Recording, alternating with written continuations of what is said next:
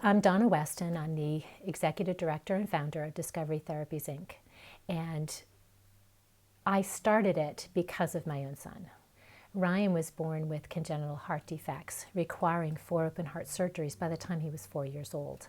So we had a clue that he was going to have learning challenges, although we had no clue about how difficult it was going to be for not just him, but for the whole family. It became pretty clear pretty quickly that he was not going to be able to learn like his brothers. And it was incredibly difficult for him as well as for all of us. When a child struggles to learn, there are different types of behaviors that they use to try to get out of it. It's very difficult for them to learn, and so it's very natural for them to try to avoid that which they can't do. So he tried all of them. He tried being a class clown. He tried being passive aggressive. Sure, Mom, I'll do it. Then he wouldn't. He tried rebellion, which was incredibly difficult for us to walk through. And then there's withdrawal, and that's where a student, a child, walks away from their family and they start to withdraw inside themselves. And this bubbly, excited, sparkling personality starts to become more internal. And for a lot of parents, it feels like they're losing their child. So this not only affected him because he ended up feeling like he was stupid, but it affected the entire family because his behaviors affected all of us, especially the rebellion. That was the direction that he took because nothing else seemed to work. It was extremely difficult to find help. We knew early on that he was going to struggle to learn, and we tried different programs. I was a trained teacher, so I thought, oh sure, I can help him. Gosh, no.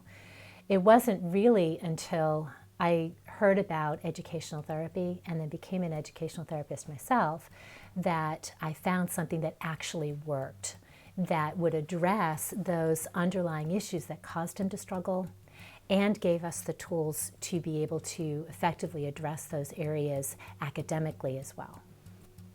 Once we started putting intervention into place and he started to gain some confidence in his skills as a learner, then things got much better for him. He was able to earn his high school credits and be able to move on and become a successful adult.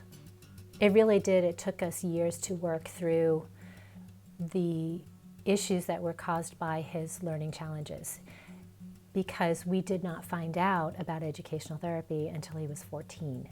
So we had all of those years in between of dealing with all of the different behaviors. And as a matter of fact, I remember when he was 8 or 9, just saying, oh Lord, my son's going to end up in prison someday. I mean, I was really scared because he was acting out so much that he really did scare us. And we had to learn a lot of patience.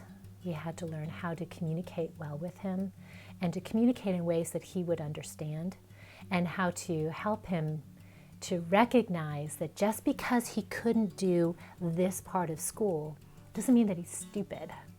He always called himself stupid, and it was very difficult for us to convince him otherwise. Actually, it took having a high school friend who also was a struggling learner to tell him, Ryan, you're smart. You're smart. And after hearing it enough from her, he actually started to believe it. Okay, I'm smart. I just have difficulty reading. When Ryan was young and we knew that he was going to struggle to learn, and he started evidencing struggles to learn, we tried everything. We tried homeschooling, we tried reaching out to the community, we tried a variety of programs, and nothing seemed to really be working with him. We had him tested by a school psychologist to figure out how is he wired to learn, but unfortunately, school psychologists don't always do a really good job of explaining how they're wired to learn, just kind of giving us an overview. So one of the things that I learned is that in the public school system, or even in the private school system, in a traditional school setting, really the only thing that's available for struggling learners are accommodations. They are given audiobooks, they are given the ability to do oral testing, they may be sat in the front of the classroom, but they really are only dealing with the symptoms of the learning challenges and not dealing with what's causing them or working with helping that student to reach their potential as a learner and as an individual. So that was extremely challenging for us to figure out how to be able to help him. And it wasn't until he was 14 that I had heard about and finally learned about educational therapy. When I heard about that, I went, oh my gosh, this is it. This is what he has needed all along, because educational therapy addresses the underlying issues that cause a student to struggle and academics at the same time. So they're growing in their ability to learn as well as in their ability to do the academic skills that are required of them. Something that he was not going to be able to get in the public school setting or in the private school setting.